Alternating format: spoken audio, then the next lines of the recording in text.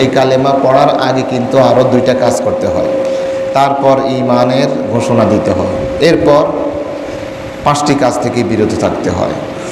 এই কালেমা যিনি পড়বেন এর আগে 2টি কাজ করতে হবেন। 1 নম্বর হচ্ছে আপনি যে কালেমা পড়ছেন এই কালেমা সম্পর্কে আপনার জ্ঞান থাকতে হবে। কি থাকতে হবে? আপনি যে কালেমাটা উচ্চারণ করতেছেন এটা কি বলতেছেন, হ্যাঁ, এটা জানতে হবে না। কি এখানের মধ্যে কি কাউকে গালি দিচ্ছেন, নাকি কারো প্রশংসা করছেন, কি বলতেছেন, এটা আপনাকে জানতে হবে না। প্রথমে এটা জানতে হবে, লা ইলাহা ইল্লাল্লাহু মুহাম্মাদুর রাসূলুল্লাহ, এই সম্পর্কে জানতে হবে। আপনি বললেন আল্লাহ ছাড়া কোনো মাবুদ নাই, আল্লাহ ছাড়া কোনো ক্ষমতাধর কেউ নেই, আল্লাহ ছাড়া কেউ বিধানদাতা নেই, আল্লাহ ছাড়া কারো উপকার কেউ কিছু করতে পারে না, কোনো ক্ষতিও করতে পারে না। বিস্তারিত কিছু জ্ঞান এই কালেমার মধ্যে লুকায়িত আছে। আপনাকে আর আমাকে এই কালেমা সম্পর্কে জ্ঞান অর্জন করতে হবে। আমরা যেই কালেমা কবে পড়েছি জেনে শুনে কবে মুসলমান হয়েছি আমাদের কিন্তু খবর নাই। আমি যদি প্রশ্ন করি আপনারা জেনে বুঝে কবে ঈমান এনেছেন, অনেকেই বলতে পারবেন না। আল্লাহ তাআলা বলছেন, ফা'লাম আন্নাহু লা ইলাহা ইল্লাল্লাহ, আপনি জানুন যে লা ইলাহা ইল্লাল্লাহ। প্রথমে জানতে হবে, এজন্য জানাটা প্রথমে ফরজ। নামাজ, রোজা, হজ, যাকাত যত ইবাদত আছে সকল ইবাদতের পূর্বে জানা ফরজ। ফা'লাম আন্নাহু লা ইলাহা ইল্লাল্লাহ, তুমি জানো যে লা ইলাহা ইল্লাল্লাহ। আল্লাহ রাসূল আলাইহিস সালাতু ওয়াস সালাম বলেন, মান মাতা ওয়া হুয়া ইয়ালামু আন্নাহু লা ইলাহা ইল্লাল্লাহ দাখালাল জান্নাহ, যে মারা যাবে এই জ্ঞান রেখে, কালেমার উপর এই জ্ঞান রেখে যে আল্লাহ ছাড়া কোনো ইলাহ নেই, এই জ্ঞান বিস্তারিতভাবে জ্ঞান রেখে যিনি মারা যাবেন দাখালাল জান্নাহ, তিনি জান্নাতে প্রবেশ করবেন। আর কোরআনুল কারীমের মধ্যে সর্বপ্রথম যে আয়াত নাজিল হয়েছে, ইকরা বিসমি রাব্বিকাল্লাযী খলাক, ইকরা বিসমি রাব্বিকাল্লাযী খলাক, পড়ুন আপনার রবের নামে যিনি আপনাকে সৃষ্টি করেছেন। তাহলে সংক্ষিপ্ত পরিসরে আমরা যেটা বললাম, আপনি কালেমা ঘোষণা দেওয়ার পূর্বে আপনাকে এই কালেমা সম্পর্কে জ্ঞান থাকতে হবে। আমাদের এই জ্ঞান না থাকার কারণে অনেক মানুষ কালেমা পড়ে ভিক্ষাবৃত্তি করে, ভিক্ষা বলে, হ্যাঁ বাবা 5টা টাকা দেন, 10টা টাকা দেন, লা ইলাহা ইল্লাল্লাহু মুহাম্মাদুর রাসূলুল্লাহ, লা ইলাহা ইল্লাল্লাহু মুহাম্মাদুর রাসূলুল্লাহ। মসজিদের সামনে জুমার দিন বসে থাকে। ঢাকা শহরে দেখবেন যে একবারে ফকিরদের একটা লাইন থাকে, একবার বিশাল এক লাইন জুমার দিনে। তো সেখানে লা ইলাহা ইল্লাল্লাহু মুহাম্মাদুর রাসূলুল্লাহ বলতেছেন, আর যিনি যা পাইতেছেন 5 টাকা 10 টাকা তিনি দিয়ে দিচ্ছেন। না যিনি পড়তেছেন তিনি কালেমার অর্থ জানেন, না যিনি টাকাটা দিচ্ছেন তিনি অর্থ জানেন। যিনি টাকাটা দিচ্ছেন ইনি যদি এই বেচারা কি বলতেছে এটা যদি ইনি জানতো তাহলে তাকে দূর দূর করে তাড়িয়ে দিত, যাবে না, ভাগ এখান থেকে, এ কথা বলার জন্য এখানে এসছো। আপনি বলবেন না, এত নির্দয় মানুষ ঢাকা শহরের মানুষ না, আমরা এত নির্দয় না, কালিমা পড়বে আর দূর দূর করে তাড়িয়ে দেব, এটা তো আমরা করতে পারতাম না, এটা আমরা করব না। করবেন না কেন? দেখেন, আপনি করবেন না, আল্লাহ রাসূলের উপর যেই সমস্যাটা হয়েছে এই কালিমা পড়ার কারণে, হ্যাঁ, তাহলে আপনি কি রাসূলের চাইতেও বেশি বড় হয়ে গেছেন? রাসূলের উপর এই কালিমা পড়ার কারণে আঘাত এসেছে। তিনি যখন আল্লাহ তাআলা ওয়া আনদির আশীরাতাকাল আকরাবিন, আপনি আপনার নিকটবর্তীদেরকে কালিমা সম্পর্কে, আমার সম্পর্কে একটু ভয় প্রদর্শন করুন। তো তিনি অনেক মানুষকে একসাথ করলেন, আল্লাহ রাসূল আলাইহিস সালাতু ওয়াস সালাম একসাথ করার পর তিনি বললেন, হাদিসটা দীর্ঘ আছে, তিনি বললেন, কুলু লা ইলাহা ইল্লাল্লাহ তুফলিহু, তোমরা লা ইলাহা ইল্লাল্লাহ বলো তাহলে সফল কাম হয়ে যাবে। এটা শুনে আবু লাহাব, আরেকদিন আমি বলেছিলাম, আবু লাহাব তার 2 হাত দিয়ে একটা পাথর আল্লাহ রাসূলের প্রতি নিক্ষেপ করেছে। তো আল্লাহ রাসূলের শরীরের মধ্যে একটা মাছি মশা বসতো না, নিষ্কলুষ চরিত্রের অধিকারী, জীবনে একটা সগীরা কবিরা গুনাহ করেন নাই, সেই আল্লাহ রাসূল শুধুমাত্র এই কথাটা বললেন যে লা ইলাহা ইল্লাল্লাহ, তোমরা বলো লা ইলাহা ইল্লাল্লাহ। এটা বলার সাথে সাথে আবু লাহাব কেন এভাবে পাথর নিক্ষেপ করবে? সঙ্গে সঙ্গে অবশ্য আল্লাহ তাআলা একটা সূরাও নাজিল করেছেন, তাব্বাত ইয়াদা আবি লাহাবিন ওয়া তাব, আছে না? এই সূরা লাহাব তখন নাজিল হয়েছে। আবু লাহাবের যে দুই হাত দিয়ে আমার রাসূলের দিকে পাথর নিক্ষেপ করেছে, তার উভয় হাত ধ্বংস হয়ে গিয়েছে। মা আগনা আনহু মালুহু ওয়া মা কাসাব, সে যা অর্জন করেছে তাকে কোনো উপকার দিবে না। তাহলে আল্লাহর রাসূল এই কালিমা পড়ার পর একটা পাথরের আঘাত খাইলেন সর্বপ্রথম। আর আমরা বলতেছি লা ইলাহা ইল্লাল্লাহ, লা ইলাহা ইল্লাল্লাহ, ভাইরা আমাকে 5টা টাকা দেন, 10টা টাকা দেন, তো সবাই আমাকে টাকা দিচ্ছে। মানে যিনি পড়তেছেন তিনিও জানেন না, যিনি টাকাটা দিচ্ছেন তিনিও জানেন না। এই জন্য সর্বপ্রথম কী করতে হবে? কালিমা সম্পর্কে জ্ঞান থাকতে হবে কালিমা ঘোষণার আগে। 2 নম্বর হচ্ছে তাগুত বর্জন করতে হবে। তাগুত কি? তাগুত হচ্ছে যেই শক্তি, ওই শক্তিকে বলে যে নিজে আল্লাহকে মানে না, যে আল্লাহর শরীয়ত মানে না, রাসূলকে মানে না, পরকালকে মানে না, আবার হাজারো মানুষকে মানতে দেয় না, যেই শক্তি সেটাকে বলা হয় তাগুত। আল্লাহ তাআলা বলছেন ফামান ইয়াকফুর বিত-তাগুতি ওয়া ইউমিন বিল্লাহি ফাকাদ ইসতামসাকা বিল উরওয়াতিল উসকা, যিনি তাগুতকে বর্জন করবেন, কুফরি করবেন, তাগুতের কাফের হবেন, তারপরে যাইয়া ঈমান আনবে, ফাকাদ ইসতামসাকা বিল উরওয়াতিল উসকা, সে শক্ত একটা রশিকে সে ধারণ করলো। তাহলে তাগুত বর্জন করতে হবে কালেমা ঘোষণার পূর্বে। আল্লাহ তাআলা বলছেন আমি এমন একজন রাসূলকে পাঠাই নেই পৃথিবীতে যিনি এই কথাটা বলেন নাই যে তোমরা আল্লাহর ইবাদত করো এবং তাগুতকে বর্জন করো, এই কথা বলেন নাই। একজন নবী রাসূলকেও আমি পাঠাই নাই। ওয়ালাকাদ বারাসনা ফি কুল্লি উম্মাতির রাসূলান আন ইউবুদুল্লাহা ওয়াজতানিবুত তাগুত, আমি প্রত্যেক নবীর নিকট, প্রত্যেক উম্মতের নিকট নবী পাঠিয়েছি, রাসূল পাঠিয়েছি। তারা কি বলেছিল? তারা 2টা কথা বলেছিল, আনিয়াবুদুল্লাহা ওয়াজতানিবুত তাগুত, তোমরা আল্লাহর ইবাদত করো এবং তাগুত বর্জন করো। তাহলে তাগুত কি? তাগুত এটা আমার ভাই হতে পারে, আমার বাবা হতে পারে, আমার সমাজের যিনি পরিচালক তিনি হতে পারেন, চেয়ারম্যান, মেম্বার, সংসদ ভবনের মধ্যে যিনারা আইন পাশ করেন তিনারা হতে পারে, এমপি হতে পারে, মন্ত্রী হতে পারে, সরকার হতে পারে, রাষ্ট্র হতে পারে। যিনি বলবে আল্লাহ যেটা বলে নাই সেটা বলার জন্য বলে, আল্লাহ যেটা করার জন্য বলে নাই তারা সেটা করার জন্য বলে, ওই শক্তিটাকে বলা হয় তাগুত। এরপরে আপনি কি বলবেন? লা ইলাহা ইল্লাল্লাহু মুহাম্মাদুর রাসূলুল্লাহ। কালেমা ঘোষণা দেওয়ার আগে 2টা কাজ। একটা কাজ কি বলেছি? ইলম অর্জন করতে হবে। 2 নম্বর কাজ হচ্ছে তাগুত বর্জন করতে হবে। এবার আপনি যখন ঈমান আনলেন, আনার পর আপনাকে 5টা কাজ থেকে বিরত থাকতে হবে। আপনি জেনে বুঝে ইসলামের মধ্যে প্রবেশ করলেন, কালেমার ঘোষণা দিলেন। ঘোষণা দেওয়ার পর ইসলামী শরীয়তের কোনো একটা বিষয়ের উপর আপনার সন্দেহ থাকতে পারবে না। আপনি যদি সন্দেহ করেন তাহলে আপনার যেই ঈমান এনেছেন, কালেমা পড়েছেন, কালেমা পড়ার পরে আল্লাহর সাথে যে একটা রশির একটা বন্ধন সৃষ্টি হয়েছে সেই বন্ধনটা ছিন্ন হয়ে যাবে আপনি যদি ইসলামী শরীয়তের কোনো বিষয়কে সন্দেহ পোষণ করেন। আল্লাহ তাআলা বলছেন ইন্নামাল মুমিনুনা আল্লাযীনা আমানু বিল্লাহি ওয়া রাসূলিহি সুম্মা লাম ইয়ারতাবু, নিশ্চয়ই তারাই হচ্ছে মুমিন যারা আল্লাহর প্রতি বিশ্বাস স্থাপন করে, রাসূলের প্রতি বিশ্বাস স্থাপন করে, অতঃপর তাদের কোনো কথার মধ্যে সন্দেহ পোষণ করে না। যারা সন্দেহ পোষণ করে না, শরীয়তের কোনো বিষয় নিয়ে সন্দেহ পোষণ করে না, তারাই হচ্ছে ঈমানদার। তাহলে যারা সন্দেহ করে তারা আর ঈমানদার থাকতে পারে না। এটা হচ্ছে ঈমান আনার পরের কথা। 5টা কাজ থেকে বিরত থাকতে হবে। একটা কাজ হচ্ছে আপনি কোনো একটা বিষয়ের উপর সন্দেহ করতে পারবেন না।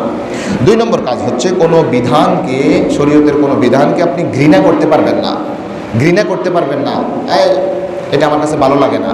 যখন আপনি বলবেন যে আপনার কাছে এই জিনিসটা ভালো লাগে না, মাসালান, আমি উদাহরণ হিসেবে বলতেছি, ধরুন জিহাদ সম্পর্কে জেহাদ আপনি করতে পারেন আর না পারেন, কিন্তু জেহাদকে যদি আপনি বলেন যে জঙ্গিপনা, জেহাদ তো হচ্ছে মারামারি কাটাকাটি, তাহলে আপনি জেহাদের অর্থও বুঝেন নাই, আর এই জেহাদ সম্পর্কে আপনার ভুল ধারণা রয়েছে। আপনি যদি জেহাদকে যদি কি করেন, ঘৃণা করেন, যেটা ইসলামী শরীয়তের একটা গুরুত্বপূর্ণ বিধান, আপনি যদি ঘৃণা করেন, আমি একটা উদাহরণ দিলাম জিহাদকে দিয়ে, এটাকে যদি আপনি ঘৃণা করেন, তাহলে আল্লাহর সাথে আপনার সাথে যে একটা সম্পর্ক হয়েছিল কালেমা বলার কারণে, সেটা আর কি থাকবে না। আল্লাহ তাআলা বলছেন, যালিকা বিআন্নাহুম কারিহু মা আনসালাল্লাহু ফাআহবাতা আমালাহুম। এটা এই জন্য যে আল্লাহ তাআলা যা নাজিল করেছেন এরা সেটাকে ঘৃণা করেছে। ঘৃণা করার কারণে ফাআহবাতা আমালাহুম, আল্লাহ তাআলা তাদের সকল আমলকে বরবাদ করে দিয়েছেন। মানে ইমানের যে একটা রশি ছিল সেই রশিটা আল্লাহ ছিন্ন করে দিয়েছেন। কয়টা হলো? ইমান আনার পরে দুইটা। 3 নম্বর হচ্ছে কোনো একটা বিধানের বিরোধিতা করতে পারবেন না, কোনো একটা বিধানের বিরোধিতা করতে পারবেন না। আল্লাহ তাআলা বলেছেন, রাসূল বলেছেন, হ্যাঁ আল্লাহ তাআলা বলেছেন, রাসূল করেছেন, এই জাতীয় যেটাই আসবে তখন ইমানদারের কথা হচ্ছে সামি'না ওয়া আতা'না, আমরা শুনলাম এবং মানলাম। কাফের মুশরিকদের কথা হচ্ছে সামি'না ওয়া আসাইনা, আমরা শুনলাম অবাধ্য হলাম। কিন্তু একজন ইমানদারের কথা হচ্ছে সামি'না ওয়া আতা'না, সামি'না ওয়া আতা'না গুফরানাকা রাব্বানা ওয়া ইলাইকাল মাসির। সামি'না ওয়া আতা'না, আল্লাহ শুনলাম, আমরা মানলাম, এটা হচ্ছে ইমানদারের কথা। আপনি যদি বলেন যে না আমি একটু অপেক্ষা করি, আমি একটু অপেক্ষা করি, হ্যাঁ আমি একটু অপেক্ষা করি, দেখি এটার মধ্যে আমি আমার বুঝের সাথে মিলে কিনা, যখন আপনি এটা বলবেন তখন আপনি বিরোধিতা করলেন, আপনার ঈমান টিকবে না। আল্লাহ তাআলা আরেকটা আয়াতের মধ্যে বলছেন, মা কানা লিমুমিনিন ওয়ালা মুমিনাতিন ইযা কাদাল্লাহু ওয়া রাসূলুহু আমরান আন ইয়াকুনা লাহুমুল খিয়ারাতু মিন আমরিহিম। কোন একজন ঈমানদার পুরুষ এবং ঈমানদার নারীর জন্য এই স্বাধীনতা নাই, তিনি যখন আল্লাহ এবং আল্লাহর রাসূল কোন একটা বিষয়ের নির্দেশনা দিবেন, আল্লাহর পক্ষ থেকে রাসূলের পক্ষ থেকে কোরআনের মধ্যে হাদিসের মধ্যে কোন একটা কথা বলবে, আর ঈমানদার বলবে যে আইয়াকুনা লাহুমুল খিয়ারাতু মিন আমরিহিম, আল্লাহ এবং তার রাসূলের কথার মধ্যে সিদ্ধান্তের বিষয়ে তার একটা স্বাধীনতা, আমি একটু দেখি, আমি একটু বুঝি, এটা যদি বলে তাহলে তার ঈমান নষ্ট হয়ে যাবে। কত নম্বর? 3 নম্বর। 4 নম্বর হচ্ছে আপনি ইসলামটাকে পরিপূর্ণ মনে করতে হবে। ঈমান গ্রহণ করার পর 4 নম্বর কাজ, আপনি ইসলামটাকে পরিপূর্ণ মনে করতে হবে। আপনি যদি মনে করেন যে আমার যে দৈনন্দিন জীবন ব্যবস্থা, এই ব্যবস্থার মধ্যে আমি অর্থনীতি নিব ইহুদিদের থেকে, হ্যাঁ রাজনীতি নিব খ্রিস্টানদের থেকে, সংস্কৃতি নিব হিন্দুদের থেকে, তখন আপনি ইসলামকে অপূর্ণাঙ্গ মনে করলেন, পরিপূর্ণ মনে আপনি করলেন না। যখন আপনি এই কাজটা করবেন তখন আল্লাহর সাথে আপনার সাথে কালেমার মাধ্যমে যে একটা সম্পর্ক সৃষ্টি হয়েছিল সেটা ছিন্ন হয়ে যাবে। আল্লাহ তাআলা বলছেন কোরআনুল কারীমের মধ্যে তিনি এমন কোনো বিষয় রাখেননি যেটা বান্দার উপকার হবে এবং ক্ষতি হবে, উভয়টাই তিনি বলেন নাই। খুল্লুম খোলা, একবারে প্রকাশ্যভাবে বিস্তারিতভাবে বলেন নাই এমন কোনো বিষয় নাই। তিনি বলছেন তিবিয়ানান লিকুল্লি শাই, কোরআনুল কারীমের মধ্যে আল্লাহ তিবিয়ানান লিকুল্লি শাই করেছেন, সব কিছুর বর্ণনা তিনি এই কোরআনের মধ্যে তিনি দিয়ে দিয়েছেন। মা ফাররাদনা ফিল কিতাবি মিন শাই, আমি কোরআনের মধ্যে আমার বান্দাদের উপকার হবে এমন কোনো কথা বলা এবং ক্ষতি হবে এমন কোনো কথা বলা আমি বাদ রাখি নাই। আল্লাহ তাআলা বলছেন আল ইয়াউমা আকমালতু লাকুম দীনাকুম ওয়া আতমামতু আলাইকুম নি'মাতি ওয়া রাদিতু লাকুমুল ইসলাম দীনা। এই আয়াতের মধ্যে আল্লাহ তাআলা সূরা মায়েদার মধ্যে বলছেন যে আল ইয়াউমা আকমালতু লাকুম দীনাকুম, আমি তোমাদের আজকে তোমাদের দিনকে আমি পরিপূর্ণ করে দিলাম। ও আতমামতু আলাইকুম নি'মাতি, আর আমার যাবতীয় নিয়ামতকে এই দিনকে পরিপূর্ণতা দেওয়ার মাধ্যমে আমি পূর্ণতা দিলাম। ওয়া রাদিতু লাকুমুল ইসলাম দীনা, আর আমি তোমাদের জন্য ইসলামকে জীবন ব্যবস্থা হিসেবে আমি রাজি এবং সন্তুষ্ট হয়ে গেলাম।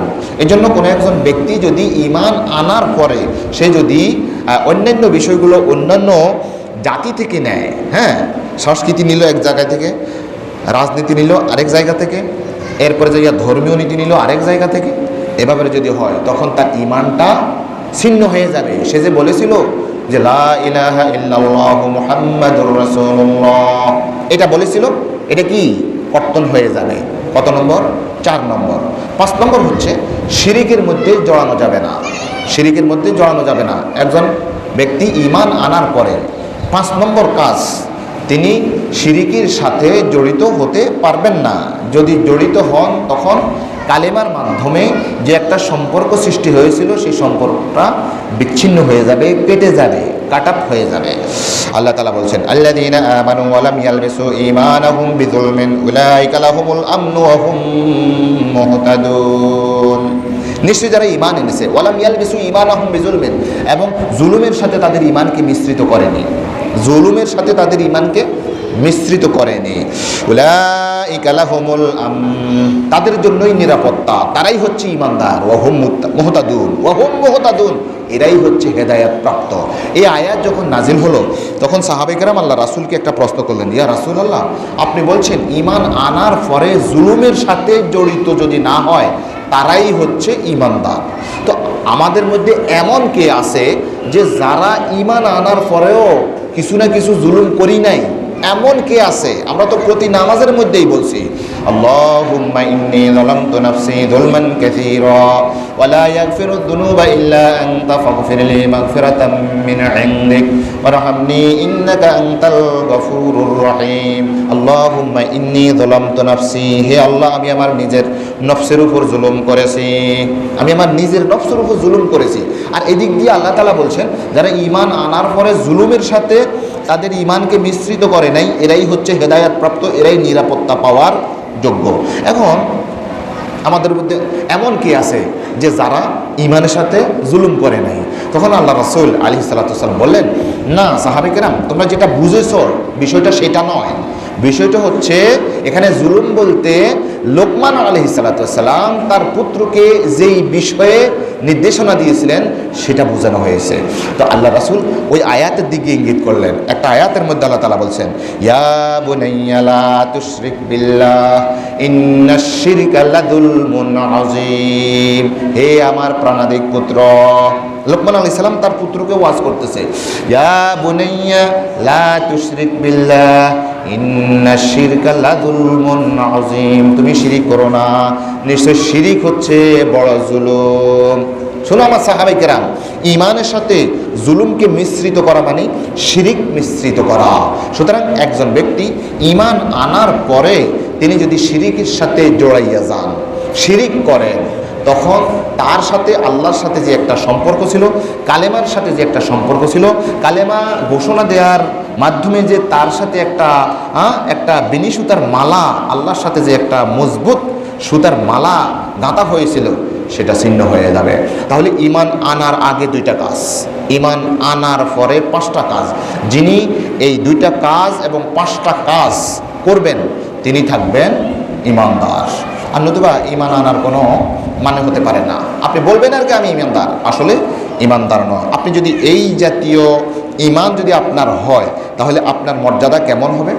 আপনার মর্যাদা হবে যে সারা পৃথিবীতে যত মানুষ সংকুলন হবে, একজন ঈমানদার ব্যক্তি, দরিদ্র একজন মুসলমান ব্যক্তি একজন, আর সারা পৃথিবীর মধ্যে যত মানুষ, যত কাফের সংকুলন হবে, এক পৃথিবী মানুষও যদি বিধর্মী হয়, এদের চাইতে একজন ঈমানদারের দাম আল্লাহ তাআলার নিকট বেশি। বলুন না সুবহানাল্লাহ, বলুন সুবহানাল্লাহ। আল্লাহ রাসূল আলাইহিস সালাতু ওয়াস সালাম একদিন বসা ছিলেন, ওনার সামনে দিয়ে একজন ব্যক্তি হেঁটে যাচ্ছিল। তো আল্লাহ রাসূল ওই সাহাবীকে বললেন, আল্লাহ রাসূলের পাশে একজন সাহাবী বসা, ওনাকে বললেন, এ আমার সাহাবী, বলো তো এই লোকটার সম্পর্কে তোমার কি মূল্যায়ন, তোমার কি ধারণা? তিনি বললেন যে ইয়া রাসূলুল্লাহ, তিনি তো আমাদের সমাজের মধ্যে সবচেয়ে উন্নত মানের মানুষ, তিনি ব্যক্তিত্ব সম্পন্ন মানুষ, তিনি অনেক টাকা পয়সার মালিক। তিনি যদি কোথাও বিয়ের পয়গাম দেয়, ইন খতাবা আইনুন কাহা, সে যদি কোথাও বিয়ের পয়গাম দেয় তখন তার নিকট মেয়ের বাবারা বিয়ে দেওয়ার জন্য উঠি পড়ে লাগে, হ্যাঁ, তার কাছে বিয়ে দেওয়ার জন্য এভাবে। আর তিনি যদি কোনো কথা বলে তার কথাটা সবাই মনোযোগ দিয়ে চুপ করে শুনে। আর তিনি যদি কারো জন্য ঊর্ধ্বতন কারো নিকট সুপারিশ করে যে বলে যে স্যার ইনি হচ্ছেন আমার লোক, আপনি একটু আমার সুপারিশটা গ্রহণ করেন, সঙ্গে সঙ্গে সুপারিশ গ্রহণ হয়। এই জাতীয় লোক ইয়া রাসূলুল্লাহ, তিনি হচ্ছেন এই জাতীয় সম্ভ্রান্ত মানুষ, সম্ভ্রান্ত লোক। তো আল্লাহ রাসূল চুপ করে থাকলেন। এরপরে ওনার সামনে দিয়ে আরেকজন ব্যক্তি যাচ্ছিলেন। তো আল্লাহ রাসূল ওই সাহাবীকে বললেন, আমার সাহাবী, এই যে এই লোকটা যাচ্ছে, এই লোকটা সম্পর্কে তোমার কি মূল্যায়ন, তোমার কি দৃষ্টিভঙ্গি? তো এই সাহাবী বললেন, ইয়া রাসূলুল্লাহ, আল্লাহর কসম করে বলছি, এই লোকটা তো হচ্ছে হাযা মিন ফুকারাইল মুসলিমিন, মুসলমানদের একবারে দরিদ্র একজন মানুষ। ইন খতাবা আল্লা ইউনকাহা, যদি তিনি কোথাও কোনো বিয়ের পয়গাম দেন, তখন মেয়ের বাবারা তার কাছে বিয়ে দিবে না, মেয়ের গার্জিয়ান তাকে বিয়ে দিবে না, বলবে যে আমার মেয়েটাকে, আমার বোনটাকে বুঝি না খাওয়াই, আমি বুঝি সাগরের মধ্যে ফেলে দিই, এই জাতীয় মনে করবো। খাওয়াইতে পারতো, হ্যাঁ, খাওয়াতে পারবে না, এই জন্য তার কাছে বিয়ে দিবে না। ইন খতাবা আল্লা ইউনকাহা ওয়া ইন ক্বালা আল্লা ইউসনা, যদি তিনি কোথাও কোনো কথা বলেন, তার কথা কেউ শুনবে না, বলে যে মিয়া চিল্লাইয়েন না, গেটগাটান কেন, বসেন, ওনাকে কথা চুপ করে দেয়, ওনার কথা কেউ শুনে না। আর আরেকটা গুণও ওনার আছে, উনি যদি কোথাও কারোর জন্য কোনো সুপারিশ করে, তার সুপারিশ কোনো গ্রহণযোগ্য হয় না।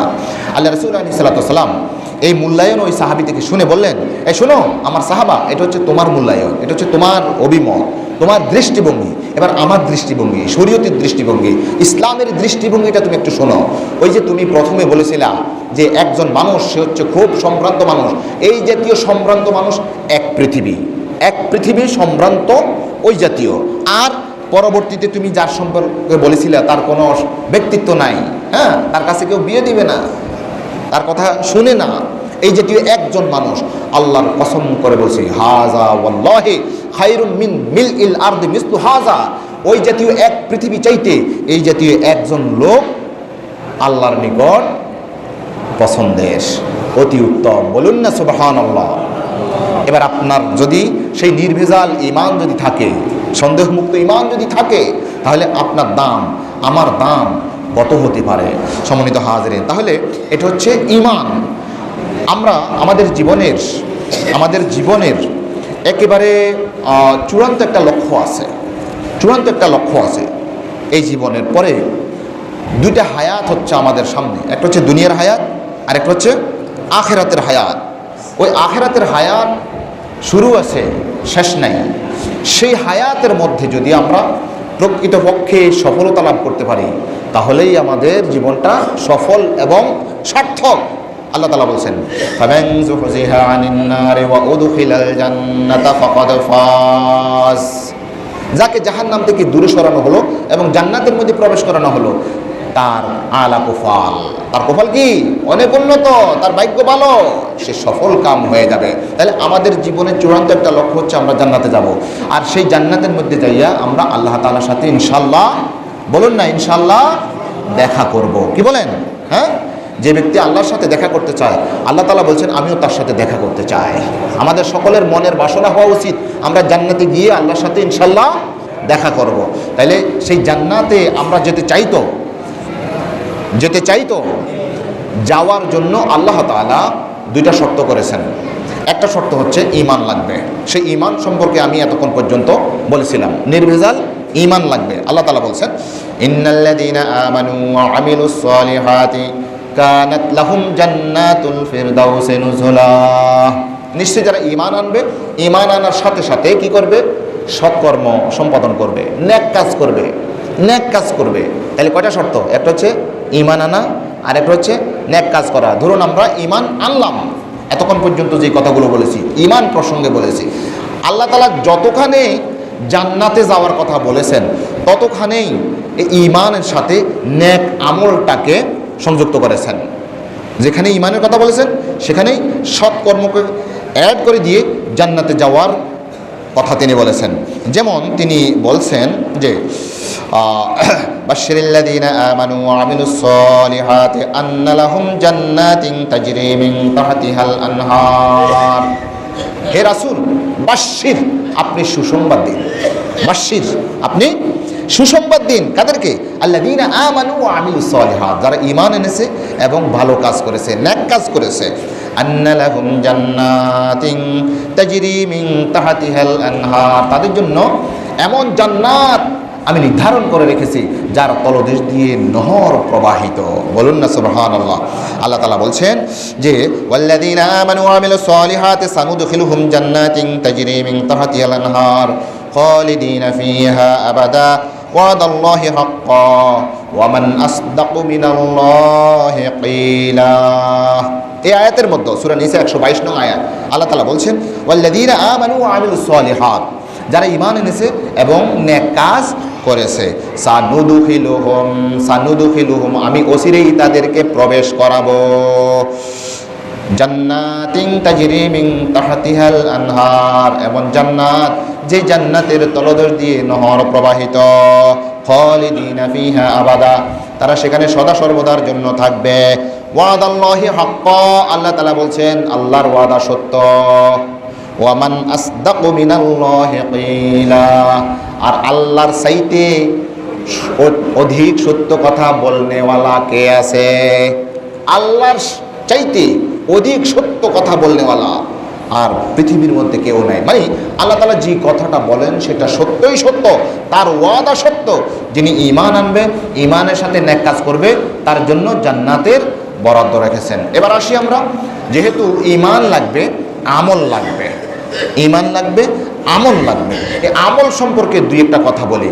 আমি যেহেতু ছোট হুজুর, ছোট ছোট কয়েকটা কথা বলবো। আল্লাহ রাসূল আলাইহিস সালাতু ওয়াস সালাম বলছেন লা তাহকিরান্না মিনাল মারুফি শাইআ, হে আমার সাহাবায়ে কেরাম, তোমরা নেক আমল করতে গিয়ে কোনো নেক আমলকে তুচ্ছ মনে করো না, ক্ষুদ্র মনে করো না। এটা বলিও না এটার এমন কি, এটার এত বেশি কি। হ্যাঁ, খবরদার এটা মনে করিও না। ওয়ালাউ আন তালকা আখাকা বিওয়াজহিন তালিক, যদিও সেটা তোমার ভাইয়ের সাথে মুখে হাসি রেখে কথা বলবে, মুখে হাসি রেখে কথা বলবে। এই একটা কথা একটু হাসি দিয়ে। আমি আরেকদিনও বলেছিলাম আসসালামু আলাইকুম রহমতুল্লাহ, চাচা ভালো আছেন, ভাইয়া ভালো আছেন। এই যে সুন্দর করে একটা কথা বললেন, একটু জিজ্ঞেস করলেন কেমন আছেন, ভালো আছেন, বাড়ির সবাই ভালো আছে। এই যে মুখ একটু সুন্দর করে মুখে হাসি দিয়ে, মুচকি হাসি দিয়ে আপনি আরেকজন ভাইকে জিজ্ঞেস করছেন কেমন আছেন, এই কথাটা বলাটাও জাহান্নাম থেকে মুক্তি এবং জান্নাতে যাওয়ার মাধ্যম। বলুন না সুবহানাল্লাহ। আচ্ছা, ধরুন এই যে আসসালামু আলাইকুম বললাম, এটা আপনি কি একবার ছোট মনে করেন? আপনি মনে করবেন যে সালাম দিলাম, এটা তো দিই, তো আসসালামু আলাইকুম, ওয়ালাইকুম আসসালাম, এটা তো দিই। কিন্তু আপনি এটার ওয়েট কত আপনি কি জানেন? এটার ওয়েট আল্লাহ রাসূল আলাইহিস সালাতু ওয়াস সালাম বলছেন লা তাদখুলুনাল জান্নাতা হাত্তা তুমিনু ওয়া লা তুমিনু হাত্তা তাহাব্বু আওয়ালা আদুল্লুকুম আলা শাইইন ইযা ফাআলতুমুহু তাহাব্বাতুম আফশুস সালামা বাইনাকুম আও কামা ক্বালা রাসূলুল্লাহ সাল্লাল্লাহু আলাইহি ওয়াসাল্লাম। আল্লাহ রাসূল বলছেন তোমরা কখনোই জান্নাতে যেতে পারবে না, তোমরা জান্নাতে যাওয়া তোমাদের অসম্ভব যতক্ষণ না তোমরা ঈমান আনছো। আর ততক্ষণ পর্যন্ত তোমরা ঈমান আনতে পারবে না যতক্ষণ না পরস্পরকে ভালোবাসছো। মানে একজন ভাইকে ভালোবাসা, সুন্দর করে একটা কথা বলা, এটাও ভালোবাসার বহির্প্রকাশ, ভালোবাসা প্রকাশ করা। যে আসসালামু আলাইকুম, ভালো আছেন, এই যে বললাম আপনাকে ভালোবাসি, এই জন্যই তো আমি হাসি দিয়ে সালামটা দিলাম। যাকে আমি ভালোবাসি না সে তো আমার সামনে দিয়ে পড়ুক, আমি তো আরেক দিয়ে চলে যাব নাকি? তাহলে দেখা সাক্ষাৎ হয়েছে, আমি ভালোবাসি, এই জন্যই সালামটা দিলাম। এই যে ভালোবাসা ছাড়া ঈমান আনা যাবে না। আল্লাহ রাসূল বলছেন আমি কি তোমাদেরকে এমন একটা পথের নির্দেশনা দেব না, যেই নির্দেশনা তোমরা যদি পালন করো তাহলে তোমাদের মধ্যে পারস্পরিক ভালোবাসা বৃদ্ধি পাবে? আমি কি বলবো না? তাহাব্বাতুম আফশুস সালামা বাইনাকুম, তোমরা পরস্পরের মধ্যে কি করো? সালাম দাও। তাহলে সালাম দিলে মহব্বত হবে, মহব্বত হলে ঈমান হবে, ঈমান হলে জান্নাতে যাবে। দেখছেন মহব্বতের কোন জায়গায় নিয়ে যাচ্ছে আপনাকে। আচ্ছা, তাহলে সালাম দেওয়াটাকেও আমরা একেবারে ক্ষুদ্র মনে করব না। আল্লাহ রাসূল বলছেন লা তাহকিরান্না মিনাল মারুফি শাইআ, কোনো নেক কাজকে ক্ষুদ্র মনে করো না, নেক কাজকে ক্ষুদ্র মনে করো না। আপনি কোথায় গেলেন? আপনি গেলেন একটা হাঁটতে হাঁটতে এক জায়গায় গেলেন, যাওয়ার পর দেখলেন যে একটা এতিম বাচ্চা, আরে বাপ মারা গেল 12 বছর 8 বছর। আপনি কি করলেন? আপনি আপনার মাথাটাকে ওই যে বাচ্চাটার এতিম বাচ্চাটার মিসকিন বাচ্চাটার মাথাটাকে আপনি একটু বুলাই দিলেন।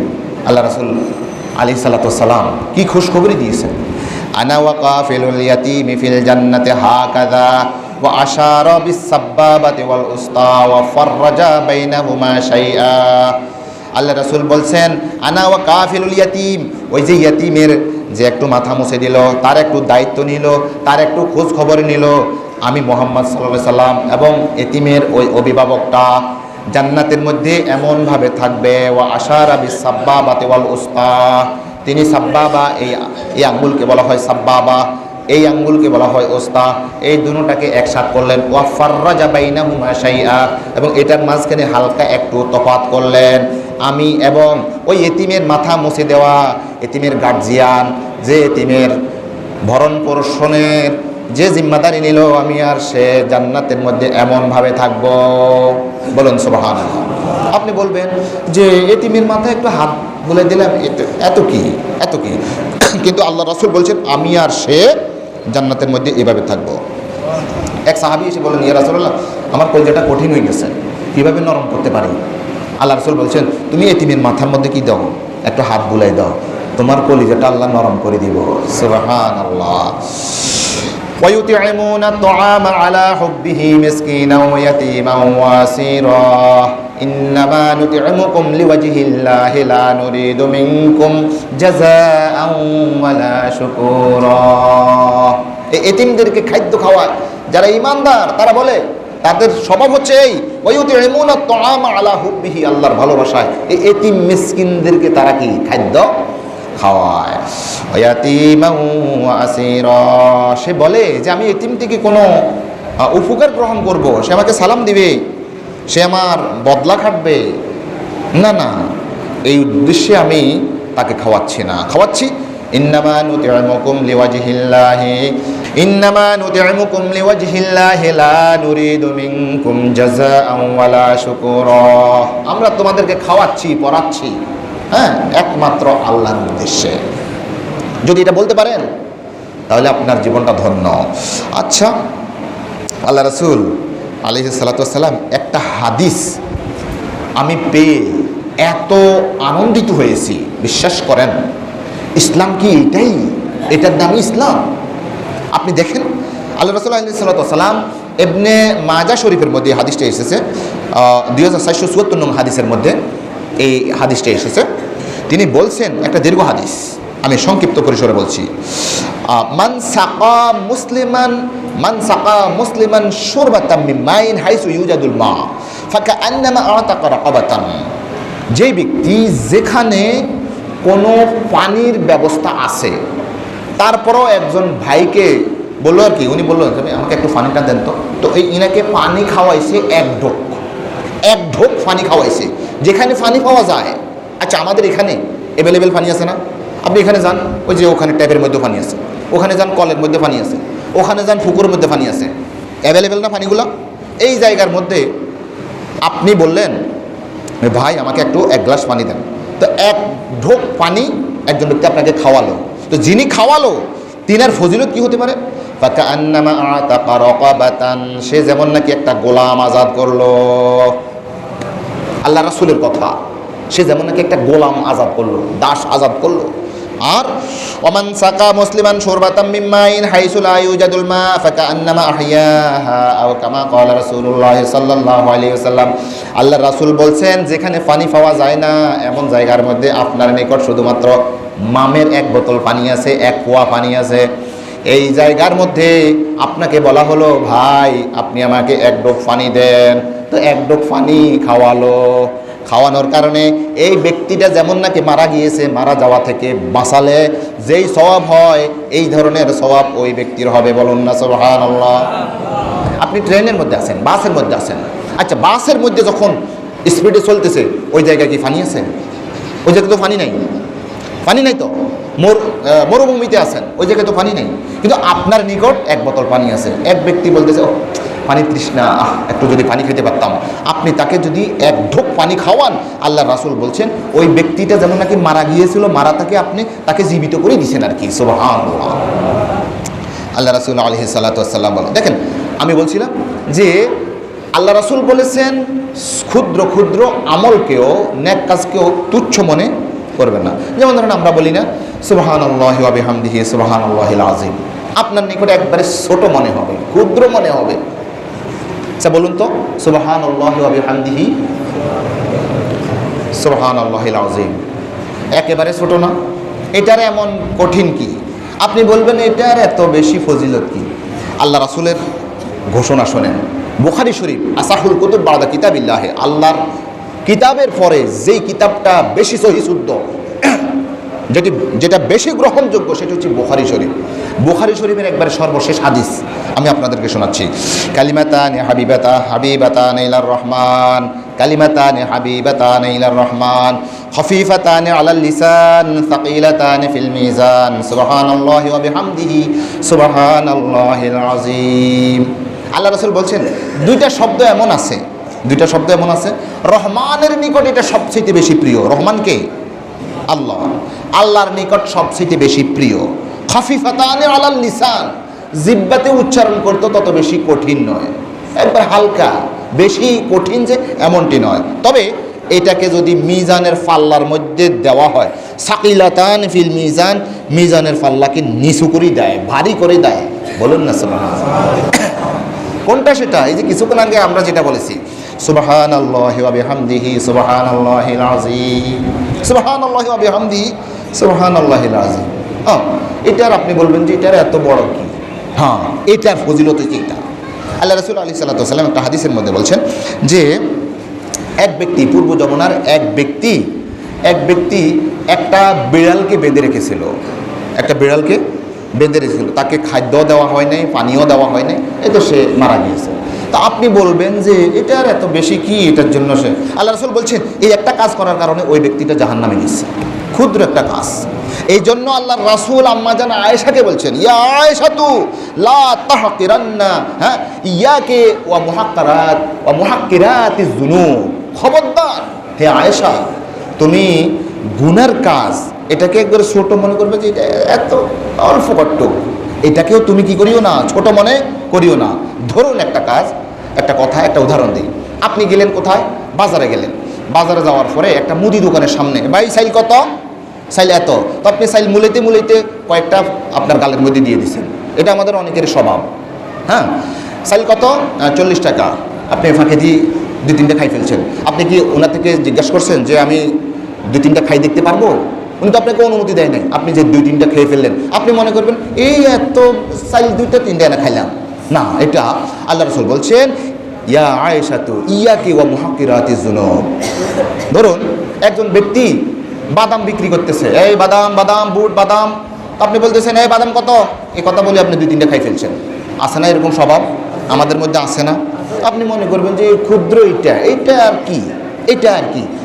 কিন্তু আল্লাহ রাসূল বলছেন ইয়াকে ওয়া মুহাক্কিরাতিজ যুনুব, তুমি এই জিনিসটাকে ভয় করো, এই গুনাহ অল্প কট্টু, এটা আর কি, আল্লাহর রহমতে ফাইন্না লাহা মিনাল্লাহি তালিবা, কেননা আল্লাহর পক্ষ থেকে এটারও কি হিসাব নেওয়া হবে। এই তুমি ওই দিন যে বাদাম খাইছিলা, তুমি কি তাকে বলছিলা?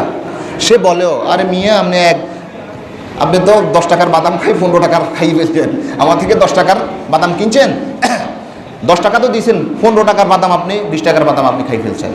আর এখন বাদামও তো দেয় অল্প, কয়েকটা দিলেই বস 10 টাকা, ঠিক না? মাফি দেয় এতটুকু একটা প্যাকেটের মধ্যে দিচ্ছে, তো 10 টাকা, তো আপনি তো 2-3টা খাই ফেলছেন, 5 টাকা তো ওখান দিয়ে চলে গেছে, ঠিক না? আপনার নিকট হয়তো বা এটা একবার ক্ষুদ্র হতে পারে। হ্যাঁ, বলছিলাম কি, এক সাহাবী, পূর্ব জমানার একজন লোক একটা বিড়ালকে বেঁধে রেখেছিল। তো আপনি বলবেন যে ক্ষুদ্র এই কাজটা, এটার জন্য বুঝে আবার জাহান্নামে? হ্যাঁ, এটার জন্যই জাহান্নাম। আর আরেকজন ব্যক্তিকে আল্লাহ তাআলা জান্নাত দিয়েছেন, শুধুমাত্র কুকুরকে পানি খাওয়াইছেন। কুকুরকে কি করছেন? পানি খাওয়াইছেন। তিনি যাচ্ছিলেন, যাইতে যেতে এক জায়গায় দেখলেন যে কুকুর একটা হাঁফাইতেছে, মরুভূমির মধ্যে হাঁফাইতেছে। তো তিনি মনে করলেন যে আহারে, কুকুরটা মনে হয় পানির তৃষ্ণা লাগছে। তার পায়ের মধ্যে মোজা ছিল, হ্যাঁ, মোজাটা খুললেন। খোলার পর তিনি ওই কুয়ার মধ্যে গেলেন। কুয়ার মধ্যে যাইয়া সেখানে এই মোজার মধ্যে পানি লাগালেন। লাগানোর পরে এবারে ওই এখানে আসি, এবারে সিবি কি ওই যে কুকুরের মুখে দিলেন। মুখে দেওয়ার পর কুকুরটা জীবিত হয়ে গেল, তার তৃষ্ণাটা নিবারণ হয়ে গেল। আল্লাহ রাসূল বলেন ওই লোকটা এই একটা ক্ষুদ্র কাজ করার কারণে জান্নাতে চলে গিয়েছে। বলুন না সুবহানাল্লাহ।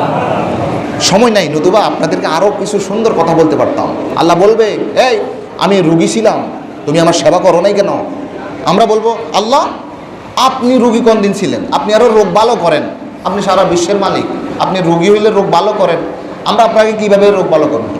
শোনো, তোমার পাশেই আরেকজন ভাই রোগাক্রান্ত ছিল, তুমি যদি সেখানে যাইয়া তাকে লাবাস তুহুর ভালো হয়ে যাইবা আল্লাহর রহমতে, কোনো সমস্যা নাই। অন্তত এই কথাটা বলি এসটা, তুমি ওই কাজটা তাকে করতা না, আমাকে করতা। বলুন না সুবহানাল্লাহ। আল্লাহ রাসূল বলেন, আল্লাহ তাআলা বলবেন, এই আমি তৃষ্ণার্ত ছিলাম, তুমি আমাকে খানা খাওয়াই মানে পানি পান করাও নাই, পানি পান করাও নাই। আল্লাহ আপনাকে কীভাবে আমরা পানি পান করাবো? আপনি কি খান? আপনি কি পান করেন? আরে শোনো, তোমার পাশেই আরেকজন প্রতিবেশী, সে তৃষ্ণার্ত ছিল, তুমি যদি তাকে পানি পান করাতে, তাহলে তাকে পান করাতে না, আমাকে পান করাইছ, এটার নামান্তর হতো। আমার ক্ষুধা লেগেছিল, তুমি আমাকে খাদ্য দাও নাই। তখন ওই ব্যক্তি বলবে, আল্লাহ আপনি ক্ষুধার্ত কবে হইলেন আবার? আপনি তো সারা পৃথিবীর আল্লাযী আত'আমাহুম মিন জু'ইন ওয়া আমানাহুম মিন খাউফ, আপনি মানুষদেরকে খানা খাওয়ান, আপনাকে আবার কিভাবে খাওয়াবো? আল্লাহ তাআলা বলবেন, তোমার পাশেই আর একজন অভুক্ত মানুষ ছিল, তাকে যদি তুমি কিছু খাওয়াইতা, তাহলে তাকে খাওয়াইতা না, আমাকে খাওয়াইতা, আমাকে খাওয়ানোর নামান্তর হতো। তাহলে ক্ষুদ্র কাজটাকেও ক্ষুদ্র নয়। আমি যে আয়াত আপনাদের খেদমতে তেলাওয়াত করেছিলাম, ইন্নাল্লাযীনা আমানু ওয়া আমিলুস সলিহাতি কানাত লাহুম জান্নাতুল ফিরদাউসি নুজুলা, যারা ঈমান আনবে, ঈমান এনেছে এবং সৎ কাজ করেছে, তাহলে তাদের জন্য আমি কি রেখেছি? জান্নাতুল ফিরদাউসি নুজুলা। সেই জান্নাতুল ফিরদাউস, যে জান্নাতুল ফিরদাউস হচ্ছে যত জান্নাত আছে, জান্নাতের যত স্তর আছে, সকল স্তরের মধ্যে সর্বোচ্চ এবং সবচেয়ে দামি যে জান্নাত, আমি তাদের জন্য সেই জান্নাতুল ফিরদাউস নুজুলা মানে মেহমানখানা হিসেবে, মেহমানদারি হিসেবে, আমি আল্লাহ রাব্বুল আলামিন হয়ে যাব মেজবান, তোমরা হয়ে যাইবা মেহমান।